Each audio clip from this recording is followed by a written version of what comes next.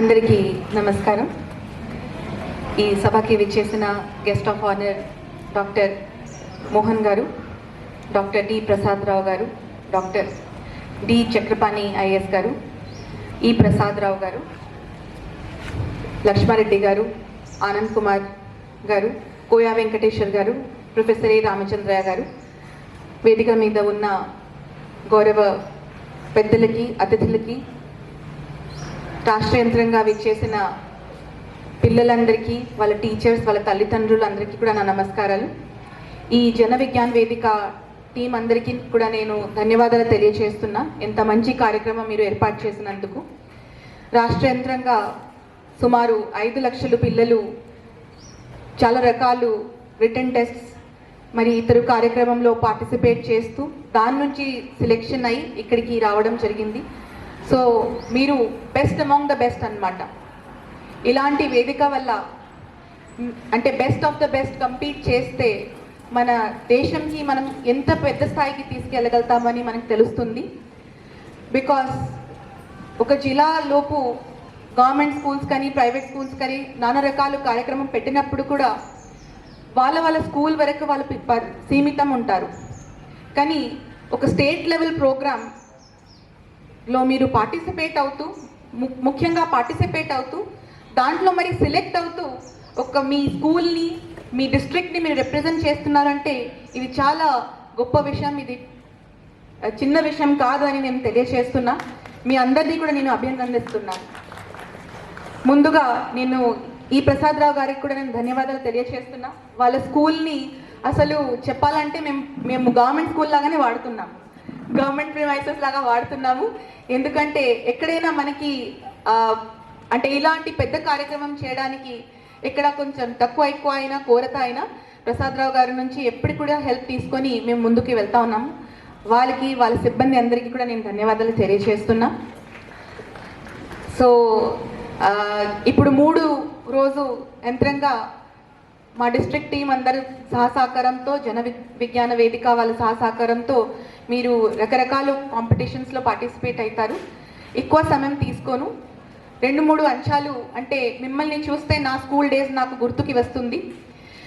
So chemistry lab గుర్తుకి వస్తుంది, biology lab గుర్తుకి వస్తుంది, ఫిజిక్స్ ల్యాబ్ గుర్తుకి వస్తుంది. సో కెమిస్ట్రీ ల్యాబ్లో మీకు గుర్తుండొచ్చు, పిపెట్ అని ఒక ఎక్విప్మెంట్ ఉంటుంది. సో ఏమి కెమికల్ రియేజెంట్ అయినా ఏదైనా ఉన్నా దాంట్లో 10 ml పిపెట్ చేయాలంటే నాకు ఎప్పుడు కూడా సాధ్యం కాదు. 10 ml చేయాలంటే 10 టైమ్స్ చేయాల్సిన వచ్చేది. థియరీలో ఎంత చక్కగా ఉన్నా కూడా అప్పుడప్పుడు 11కి పోతుంది, అప్పుడప్పుడు 9కి వస్తుంది, కానీ 10 ఎప్పుడు కావు.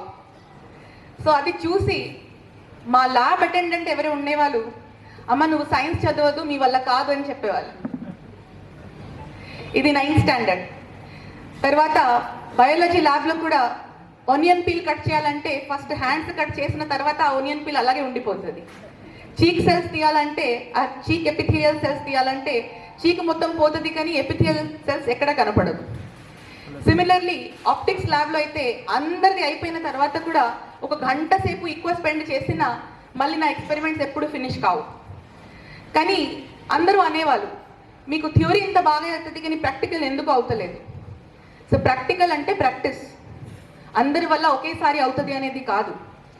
సో మీరు గ్లోబల్ ప్లాట్ఫామ్లో ఎంతమంది సైంటిస్ట్ లైఫ్ స్టోరీ మీరు చదివి ఉండొచ్చు, వాళ్ళ అచీవ్మెంట్స్ గురించి చదివి ఉండొచ్చు, వాళ్ళ ఏజ్ ఒక్కసారి చూడండి. నేను ఒక స్టాటిస్టిక్స్ తీశాను. గొప్ప అచీవ్మెంట్స్ చేసిన వాళ్ళు ఈధర్ చాలా యంగ్ ఏజ్లో చేసి ఒక ఖ్యాతి తీసుకుంటారు, లేకపోతే చాలా చివరి కాలంలో వాళ్ళ లైఫ్ స్పాన్లో చాలా చివరి కాలం 70s 80sలో వాళ్ళకి ఒక గుర్తింపు వస్తుంది. మిడిల్ ఏజ్ సైంటిస్ట్ చాలామంది తక్కువ ఉంటారు. మిడిల్ ఏజ్ సైంటిస్ట్ అచీవ్మెంట్ చూస్తే కూడా మెడియోకర్నే ఉంటుంది, కానీ young scientist and old scientist achievements చూస్తే చాలా one of the highest greatest achievements లాగా ఉంటుంది. సో సమ్టైమ్స్ నేను ఆలోచించేవాళ్ళు ఇది ఎట్లా సాధ్యమవుతుంది. డెఫినెట్లీ మన కర్మ, గాడ్స్ గిఫ్ట్ డెఫినెట్లీ ఉంటుంది, కానీ దాంతోపాటు God is helpless if we don't practice. If we don't practice science, we don't practice ethics. So కాబట్టి యంగ్ వాళ్ళని చూడండి, వాళ్ళ యంగ్ టైం నుంచి, వాళ్ళ చైల్డ్హుడ్ నుంచి వాళ్ళ లైఫ్ అంతా వాళ్ళ సైన్స్కి డెడికేట్ చేసి ఉంటారు. సో వాళ్ళకి సక్సెస్ దొరికిపోయి ఉండొచ్చు. ఇంకా కొంతమంది ఎట్లా ఉంటారు అంటే ఆల్మోస్ట్ 60 years సైన్స్ మీద స్పెండ్ చేసిన, ఒకటే ఎక్స్పెరిమెంట్ మీద స్పెండ్ చేసిన వాళ్ళకి రిజల్ట్స్ రాక వాళ్ళు ఎప్పుడు కూడా నిరాశ పడరు. వాళ్ళు కంటిన్యూ చేస్తూ ఉంటారు. కంటిన్యూ చేసిన తర్వాత ఎప్పుడు వాళ్ళ ఓల్డ్ ఏజ్లో, అంటే మన భాషలో చెప్తే రిటైర్డ్ పెన్షనర్స్, ఆ ఏజ్లో వాళ్ళకి రావాల్సిన రిజల్ట్స్ వస్తుంది. So science is about practice, science is about persistence, and science is about ethics. So పిల్లలకి ఇది నేను ఎందుకు చెప్తున్నాను అంటే, నా సైన్స్ డేస్ నాకు గుర్తు వస్తే ఎప్పుడు కూడా ఒక నీట్ హ్యాండ్ రైటింగ్లో ల్యాబ్ రికార్డ్స్ రాసి కష్టపడి చదివిన తర్వాత కూడా నాకు అంటే అనుమానాలు ఉండేది నా మీద, నేను సైన్స్ చేయలేనందని. ఇప్పుడు చాలా రకాల స్ట్రీమ్స్ వచ్చింది, లా వచ్చింది, కంప్యూటర్స్ వచ్చింది. సో మ్యాథ్స్ తీసుకున్న వాళ్ళు బయాలజీ తీసుకోరు, ఎందుకంటే వాళ్ళకి ముందుగా క్లారిటీ ఉంటుంది, ఇదర్ మెడికల్ సైన్స్ పోతారు లేకపోతే ఎక్కడో ఇంజనీరింగ్ పోతారు. మా టైంలో అట్లా లేకపోయేది. 10th టాపర్ అంటే గుడ్ స్టూడెంట్స్ అంటే ఫిజిక్స్, కెమిస్ట్రీ, బయాలజీ, మ్యాథ్స్, ఇదే కంపల్సరీ. PCMB ఆప్షనే లేదు. సో నేను బయాలజీ కూడా చేశాను, మ్యాథ్స్ కూడా చేశాను. ఆ తర్వాత డిఫరెంట్ జాబ్స్ చేస్తూ ఇక్కడ చాలామంది CCMB నుంచి ఉన్నారు కాబట్టి నేను కూడా CCMB parent organisation council of scientific and industrial రీసెర్చ్లో 2 years ఒక సైంటిస్ట్గా పనిచేశాను. అక్కడ పిపెట్, బ్యూరెట్ ఏం అవసరం లేదు, కానీ ఈ గవర్నెన్స్ ప్రాజెక్ట్లో నేను వర్క్ చేసుకున్నాను. సో అంటే అందరూ సంతృప్తి పడే విధంగా 2 సంవత్సరం కష్ట చేశాను. సో మీ వల్ల కాదు అని చెప్పేవాళ్ళు ఎవరు లేరు, మీకే తెలుసు మీ వల్ల అవుతుందా కాదా. అండ్ రెండోది, నేను చిన్నప్పుడు ఒకటే నాకు గుర్తు వస్తుంది, అప్పుడప్పుడు డిఫికల్ట్ థియోరీస్, మ్యాగ్నెటిజం ఉండొచ్చు, ఇంకా ఏదో ఉండొచ్చు గురించి, కన్ఫ్యూజింగ్ థియోరీస్ గురించి మనం law of motion, law of friction అని గురించి చదివేటప్పుడు ఇది ఎట్లా అవుతుంది అని కన్ఫ్యూజన్ అయ్యేటప్పుడు, లేకపోతే క్రిటికల్ ఇన్వెన్షన్స్ గురించి చదివేటప్పుడు అర్థం రాకపోతే అప్పుడప్పుడు నాకు ఆశ్చర్యం అనిపించేది. When you look at the age of the scientist, ఏజ్లో అలాంటి ఆవిష్కరణ చేశారు. సో మీకు ఆశ్చర్యం అనిపిస్తుంది. వాళ్ళు చేసిన ఇన్వెన్షన్ కానీ, డిస్కవరీ కానీ, డిరైవ్ చేసిన థియోరీ కానీ మీరు ఈ రోజులో 10 సార్లు చదివి కూడా అర్థం తీసుకోలేకపోతున్నారు. కానీ ఆ టైంలో ఇంటర్నెట్ లేదు, స్మార్ట్ ఫోన్ లేదు, వరల్డ్ వైడ్ వెబ్ లేదు, వాళ్ళ వరల్డ్ అంటే సైన్స్. ఆ టైంలో వాళ్ళు ఏ విధంగా ఎంత కాంప్లెక్స్ థియోరీని, ఎంత కాంప్లెక్స్ ఇన్వెన్షన్ని డిస్కవర్ చేశారు. The least we can do is at least honour their invention, honor their discovery for the benefit of science and for the benefit of mankind. వాళ్ళ డిస్కవరీని మనము ఆనర్ చేస్తూ కనీసం దాన్ని చదివి అర్థం తీసుకొని మళ్ళీ అప్లైడ్ సైన్స్గా, అప్లైడ్ టెక్నాలజీగా దానికి మంచి కోసం వాడాలన్నది మన కృషి, మన ఎంత ప్రయత్నం ఉండాల్సిందే. సో అది కూడా దృష్టిలో పెట్టుకుంటూ చాలాసార్లు సైన్స్ చదవడం జరిగింది. ఈరోజు నేను రకరకాల స్కూల్స్లో ఈవెంట్స్ అటెండ్ అవుతున్నాను. చాలా చక్కగా మోడల్స్ పిల్లలు తయారు చేస్తున్నారు. పిల్లలతో పాటు పిల్లలు తయారు చేస్తున్నారా, అసలు వాళ్ళ సైన్స్ టీచర్ తయారు చేస్తున్నారా, పేరెంట్స్ తయారు చేస్తున్నారా అనేది ఒక వివాద విషయం, కానీ చాలా చక్కగా మోడల్ తయారు చేసి వస్తున్నారు. సో మోడల్ గురించి అడిగితే ముందు నుంచి స్టార్టింగ్ వరకు ఒకటే శ్వాసం తీసుకొని చెప్పేస్తారు. మధ్యలో మీరు ఎక్కడైనా ఆపి ఇది ఎందుకు ఇలా అయింది అంటే అడిగితే ఎందుకుకి ఏమీ ఆన్సర్ ఉండవు పిల్లల దగ్గర. సో ఇది ఒకటి నేను చెప్పాలనుకున్నా. When ever you are doing something, understand, rationalise, critically think, critically reason. పిల్లలు మీరు ఒక ఎగ్జిబిషన్లో, ఒక స్టేట్ లెవెల్ దాంట్లో సెలెక్ట్ అవ్వడం గొప్ప ఉండొచ్చు, కానీ దానికన్నా మీరు ఏమైనా తయారు చేస్తున్నారు, ఎందుకు తయారు చేస్తున్నారు, ఒక 100 థీమ్లో మీరు ఇది ఎందుకు సెలెక్ట్ చేశారు, దీని మీద ఎందుకు ఫోకస్ చేశారు, దీనివల్ల ఏం లాభం అవుతుంది అనేది first you have to convince yourself, you have to understand your model and present. అదే ఇంపార్టెంట్. మీరు సెలెక్ట్ అయినా కాకపోయినా అది తర్వాత విషయం, కానీ whatever you are doing you have to understand first. ఇప్పుడు చాలామంది టాపర్స్ ఉంటారు, ఎస్పెషల్లీ 10th టాపర్స్.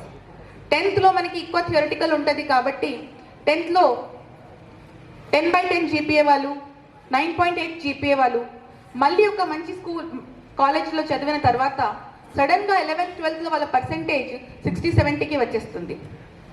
తర్వాత మా వల్ల కాదు అని స్టడీస్ నుంచి కూడా కొంత దూరం అయిపోతారు. ఇది ఎందుకు అవుతుంది అంటే రోట్ లెర్నింగ్ మీద ఎక్కువ ఫోకస్ చేస్తున్నారు. They are not able to understand why and how of things. As teachers, as parents, as facilitators, as educators, academicians మన ఎంతో మనం ప్రయత్నం చేస్తాం వాళ్ళందరికీ ఎక్స్ప్లెయిన్ చేయడానికి. కానీ పిల్లలు మీ మీద utmost responsibility. When we were of your age అంటే ఒక స్కూల్లో ఒక కంప్యూటర్ చూడడం అంటే దట్స్ లైక్ కోహినూర్, దొరకవు. కానీ ఇప్పుడు ప్రతి గవర్నమెంట్ స్కూల్లో కంప్యూటర్ ల్యాబ్స్ ఉన్నాయి. గవర్నమెంట్ స్కూల్, ప్రైవేట్ స్కూల్తో ఇంకా చాలా ఉంది. ప్రతి గవర్నమెంట్ స్కూల్లో మీరు చూస్తే ఏదో ఒక రకాల సైన్స్ ల్యాబ్ ఉంటుంది. ఇంకా మంచి స్కూల్స్ ఉంటే దాంట్లో అటల్ టింకరింగ్ ల్యాబ్స్ అనేది ఎన్నో రకాల రోబోటిక్స్ ల్యాబ్ ఉంటుంది. సో ఎన్నో రకాలు ఇంటిగ్రేటెడ్ సర్క్యూట్స్ ఉంటుంది. దాని నుంచి మీరు ఎన్నో ప్రయోగాలు చేయొచ్చు. సో ఇప్పుడు you have a lot of things at your access. Optimize your resources, understand why you want to do what you want to do, and use the science for a good cause. ఇంతే చెప్పాలనుకున్నా. లాస్ట్కి ఒకటే చిన్న story నేను చెప్పాలనుకున్నా. So organic chemistry చాలామందికి తెలియకపోవచ్చు చిన్నపిల్లలు కాబట్టి. So organic chemistry is a very important branch of chemistry. దాని నుంచి మనకి చాలా మనం డైలీ లైఫ్లో యూజ్ చేసే వస్తువులు మనకి చాలా ఉంటుంది కాబట్టి so it's very important thing. కానీ దానికి బేస్ అంటే ఒక బెంజీన్ రింగ్ C6H6, ఒక కాంపౌండ్, ఒక చిన్న కాంపౌండ్. సో జనరల్గా కెమిస్ట్రీలో చూస్తే అన్ని లీనియర్గా ఉంటుంది. మీరు చూస్తారు కదా, H2O water, okay. So simple అలా అంటే ఈక్వేషన్స్ కానీ కెమికల్ ఎలిమెంట్స్ కానీ కాంపౌండ్స్ కానీ చాలా లీనియర్గా ఉంటుంది. కానీ బెంజీన్ మీదనే మొత్తం ఆర్గానిక్ కెమిస్ట్రీ ఆధారపడి ఉంది. బెంజీన్ ఎలా డిస్కవర్ అయింది అంటే ఒక సైంటిస్ట్ ఉండే, వారి పేరు క్యూక్యులే. ఇది ఎందుకు చెప్తున్నానంటే సైన్స్లో పర్సిస్టెన్స్ అండ్ బిలీఫ్, ఇంతకుముందు చెప్పిన పర్సిస్టెన్స్ చాలా ఇంపార్టెంట్, బిలీఫ్ చాలా ఇంపార్టెంట్. మీరు మీ లైఫ్ని దాని మీద డెడికేట్ చేస్తే ఖచ్చితంగా మీకు ఫలితాలు వస్తుంది. సో క్యూక్యులే అనే ఒక సైంటిస్ట్ బెంజిన్ రింగ్ ఆవిష్కారం చేయడానికి చాలా ప్రయత్నాలు చేశారు, చాలా కష్టపడ్డారు. కానీ వారు ఆ ఫార్ములాని డిస్కవర్ చేయలేకపోయారు. ఒకరోజు కష్టపడి పడుకునేటప్పుడు వాళ్ళకి ఒక డ్రీమ్ వచ్చింది. ఏం డ్రీమ్ అంటే స్నేక్స్, 6 స్నేక్స్. ఒక స్నేక్, ఒక పాము హెడ్ ఈస్ బైటింగ్ ద తోక ఆఫ్ అనదర్ పాము. Okay, so 6 snakes in a circular fashion. So అట్లా డ్రీమ్ వచ్చింది. డ్రీమ్ వచ్చిన తర్వాత సో డ్రీమ్ చాలా మందికి చాలాసార్లు వస్తుంది, కానీ ఆ డ్రీమ్ ఎందుకు వచ్చింది అనేది ఎందుకు అడిగిన వాళ్ళే మాత్రం సక్సెస్ఫుల్ అవుతారు. So he thought definitely God has shown me some vision, a dream, definitely this is related to my experiment, my discovery. So అప్పటి నుంచి నిద్రలు లేచి వారు ఏం చేశారు అంటే ఇమ్మీడియట్గా ఆ బెంజిన్ ఫార్ములా పేపర్ మీద రాసుకోవడానికి ప్రయత్నం చేశారు. అక్కడే మనకు ఒక first time in the history of chemistry మనకి ఒక సర్క్యులర్, అంటే you know how benzene looks, C6H6. I wish I could show you here. So Kekule benzene discover చేశారు. Compound formula C6H6. Unlike other chemical compounds, it will be circular in nature, others are all linear. So benzene వచ్చిన తర్వాత మనం ఎన్నో రకాలు discovery చేసుకున్నాము. So ఇది ఎందుకు చెప్తున్నాను అంటే మీరు హార్డ్ వర్క్ చేస్తూ ఉంటే మీ వల్ల మీరు 100%, 1000% పెట్టిన తర్వాత కూడా ఎప్పుడైనా చిన్న కొరత ఉండిపోయినా కూడా definitely there is a divine vision which will help you. There is God, there is ethics, there is conscience which will help you to reach your goal. So children, never be tired. If your pipette is not measuring 10 ml, you are meant for bigger things. You are meant for bigger things in life. So thank you once again to all the esteemed guests and dignitaries present here. మీరు అందరూ కూడా ఈ 3 days చాలా సద్వినియోగం చేస్తూ మీ స్కూల్లో కానీ మీ పరిధిలో మీ కమ్యూనిటీలో ఉన్న రిసోర్సెస్ని ఆప్టిమల్గా వాడుతూ చాలా పైకి వెళ్ళాలి. మీ స్టేట్ని కానీ మీ కంట్రీని ప్రౌడ్ చేసుకోవాలని కోరుకుంటూ ఈ మంచి అవకాశం నాకు ఇచ్చినందుకు ధన్యవాదాలు.